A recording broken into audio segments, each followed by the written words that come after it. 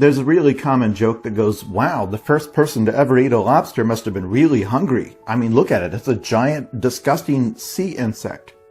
And I've always hated that joke because we actually do know the history of why people started eating these, and it's really interesting, and it ties into a conspiracy theory I believe in, which is that I don't think anyone actually enjoys eating lobster.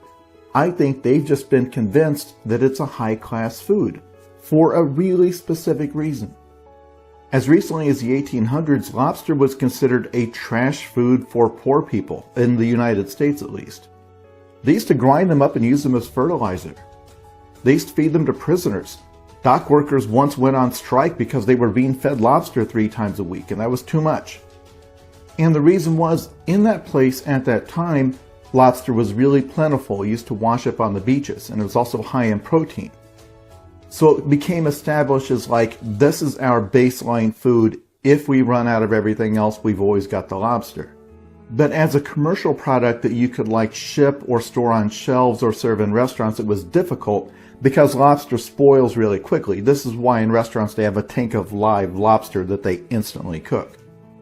So because it was difficult to mess with and because it had to be shipped live, inside the country away from the coast, it became known that lobster was difficult to obtain. And because it's difficult to obtain, it had to be expensive. And because it was expensive, we decided it was good. You were eating lobster not because you enjoyed it, but because you wanted it to be known to all who were watching you that you could afford lobster. Don't get me wrong.